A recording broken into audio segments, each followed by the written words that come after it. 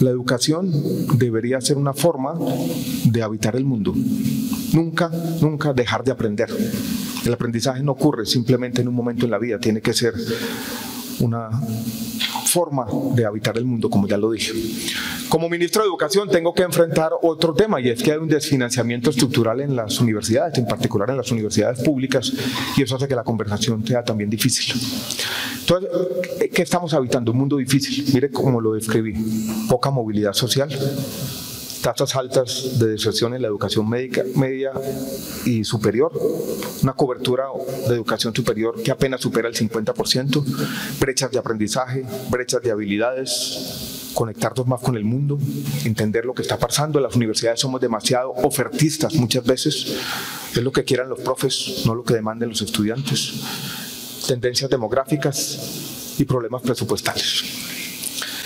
Con este panorama en mente, que necesita quizás una doble condición que creo que debemos tener los educadores, la condición de inspirar, de articular una visión, pero resolver también. Yo sigo siendo en el fondo un ingeniero de corazón, me gustan las soluciones concretas para los problemas concretos. Quiero contarles qué viene para la educación de Colombia, y voy a empezar desde lo más general hasta lo más particular. Yo creo que la educación en general y la educación superior en particular debe tomarse en serio el tema de la paz entendida como equidad territorial. Quizás es una sobresimplificación en un país afectado de muchas formas de violencia, pero una de las raíces fundamentales de nuestro país, de la ausencia de un control territorial pleno en el territorio, es nuestras grandes diferencias regionales y territoriales. Es esa distribución en el mapa de Colombia entre centro y periferia tan acentuada. Cuando yo era ministro de Salud y llegaba un visitante extranjero, estábamos en el piso 23 en Bogotá, una vitrina que daba a los 360 grados, me gustaba decirle a esa persona: nuestro país Colombia está definido en buena medida por su geografía, y dábamos la vuelta. Y esa geografía, muchas veces endemoniada, está acompañada de una ficción, y es que se puede gobernar a Colombia desde Bogotá.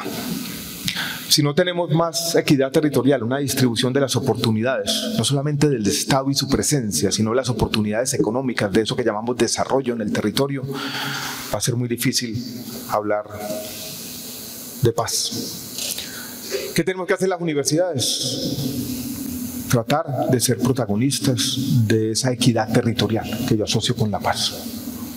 La primera conversación que yo tuve con el presidente Petro, hablando de educación superior, él me dijo dos cosas que quiero traer aquí, porque yo también represento ya como ministro de Educación una idea política en algunos elementos fundamentales. Uno es: la educación va a ser prioritaria, y el otro es, me dijo, por esto es por los avances en educación superior, que ojalá sean protagonistas del desarrollo territorial, por esto nos van a recordar.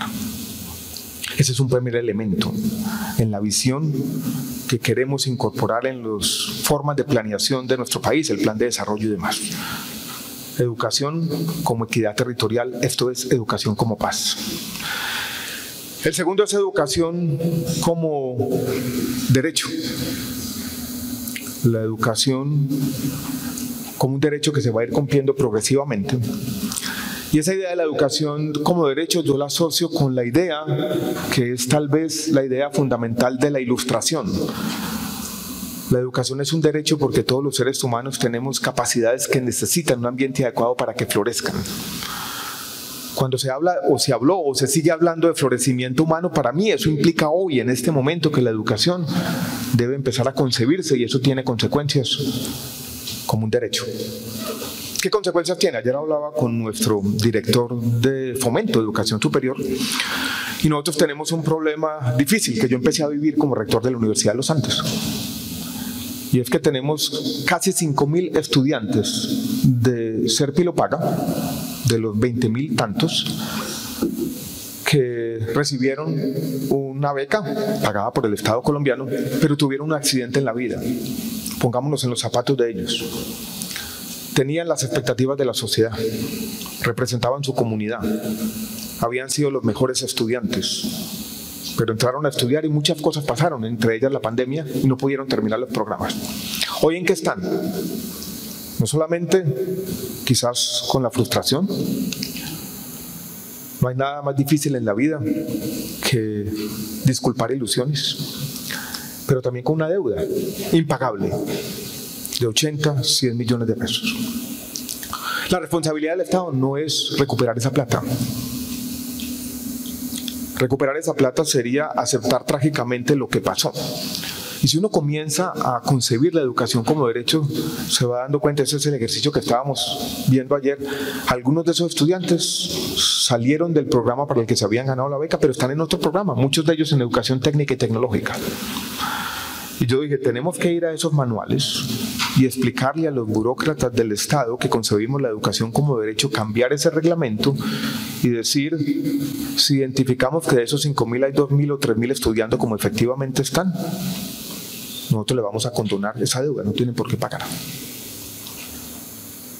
Y si nace esa concepción de que lo importante es que esos jóvenes terminen sus programas y logren tener ese derecho garantizado, uno puede empezar a tomar decisiones distintas, pensadas de otra manera. Y eso da una guía a la hora de tomar decisiones. Es en el fondo lo que quiere y debe garantizar el Estado con progresividad, porque no todo puede hacerse inmediatamente. Es que la educación sea un derecho. Eso nos da luces, por ejemplo, también para algo que ha estado en la mente de muchos jóvenes, que es la reforma al ICETEX. Tenemos algunas metas de educación superior. La que estamos empezando a concebir y a partir, y tiene que tener una dimensión territorial, ya lo dije, es la del aumento en la cobertura en educación superior en el sistema mixto, públicas y privadas. Hablamos de 500.000 nuevos estudiantes. Si uno mira esa cifra y le da un contexto, el sistema universitario estatal ha aumentado en los últimos 30 años la cobertura en 500.000. Aquí queremos en todo el sistema, en 4 años, hacer lo propio. O sea, es una meta ambiciosa que tiene que tener, vuelvo y repito, un referente territorial y tiene que incluir la educación técnica y tecnológica. Hagamos un pequeño paréntesis, volvamos atrás. Hoy en día el mundo está dejando de lado la concepción excesivamente meritocrática de la forma como organizamos la educación superior. Si ahí me pregunta, rector, ¿dónde puede empezar uno a hacer cosas chéveres en la educación? Es en la forma como evaluamos a los estudiantes y en la forma como los admitimos. Esa meritocracia que de alguna manera hace que los profes, y yo fui profe por muchos años, por mucho tiempo, nos concentremos solamente en el 10 o 15% que le va bien e ignoramos a los otros que tienen otras habilidades distintas y no entendemos la heterogeneidad del aula de clase. La palabra meritocracia, yo no sé ustedes si saben de dónde viene, nació de una manera peyorativa. Nació de una distopia, esa que le gusta escribir a los escritores ingleses.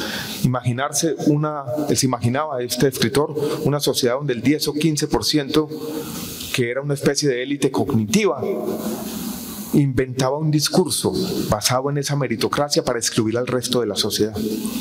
Incluso hay una anécdota interesante con la palabra meritocracia. John Williams, quien escribió esta novela sobre el ascenso y la caída de la meritocracia, tenía una novia que estudiaba los clásicos en la Universidad de Oxford. Y le mostró el título de la novela y ella le dijo, usted es un ignorante. Mezcló en la misma palabra una raíz latina, mérito, y una raíz griega, cracia. Entonces la palabra nació mal hecha. No me gusta esa concepción de la meritocracia como está concebida, sin grietas hoy en día en muchos ambientes educativos. Decía todo esto porque los críticos principales de la meritocracia hoy en día, incluido, recomiendo el último libro sobre la tiranía de la meritocracia de Michael Sandel, está viendo en la educación técnica y tecnológica una forma de la mayor movilidad social y de también complementar lo que queremos hacer. Entonces hay que tenerla en cuenta allí también. Son las formas hoy en día más ciertas, más seguras de aumentar la movilidad intergeneracional, para volviendo al primer diagnóstico que es importante. Eso va a requerir esta meta de cobertura, y no quiero aburrirlo con detalles técnicos, pero va a requerir cambios en la forma como se concibe el Ministerio de Educación. Ser ministro de Educación parece un tema como muy romántico, ¿no? Pero ser ministro de Educación en el fondo es administrar un sistema donde todo está definido de antemano. Uno entra y le dicen, aquí hay 2 viceministerios. Uno es el de preescolar básica y media. ¿De dónde viene la plata? De una cosa que llama el Sistema General de Participaciones.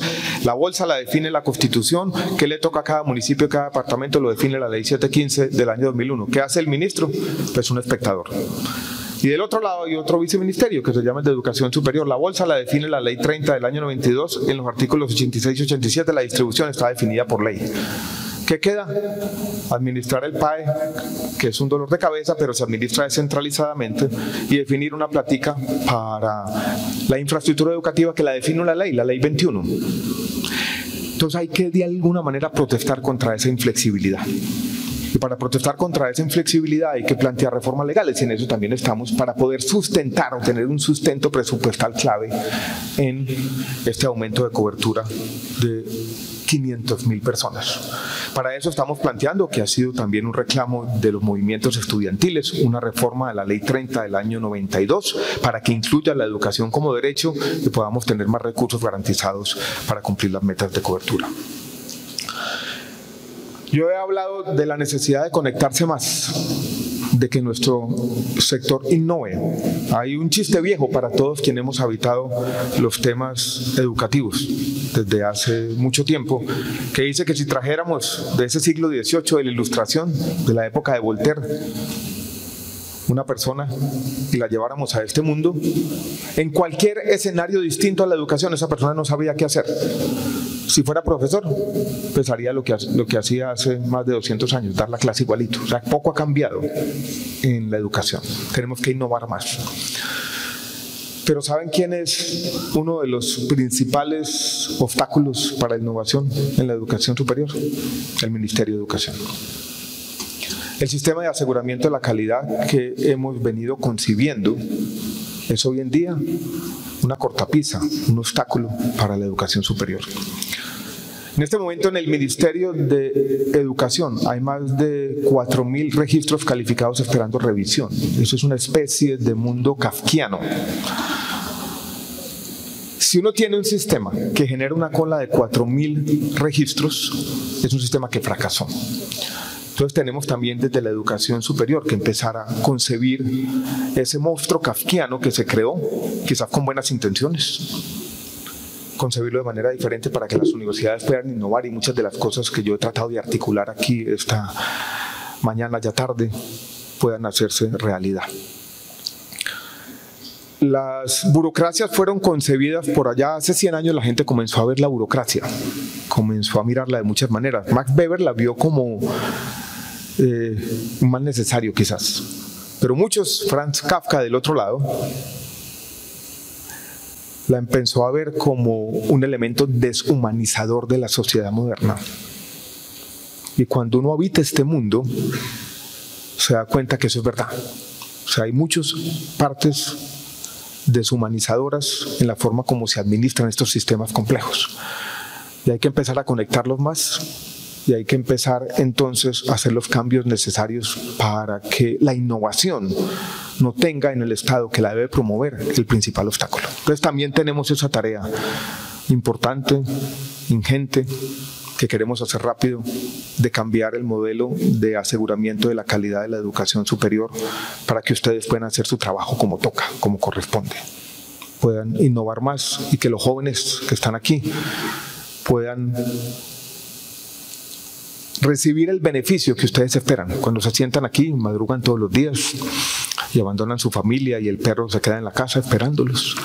Vienen aquí por una razón, y es hacer mejores personas, a entender mejor el mundo. Cuando yo tuve la primera conversación, ustedes saben que yo habito este mundo de la política desde el centro político, que yo siempre lo he entendido como una teoría del cambio, como una teoría que tal vez a mí me gusta decir que yo soy de la vieja guardia, los que creen que para cambiar el mundo hay que entenderlo plenamente, los que creen que el cambio social es incremental, que se construye día a día, que la realidad uno no puede concebir el cambio social que todos queremos como un movimiento inmediato entre un mundo ya corrompido, que no se puede mejorar, y otro armonioso, racional, que nunca habría que mejorar. Yo tengo una concepción quizás más aterrizada.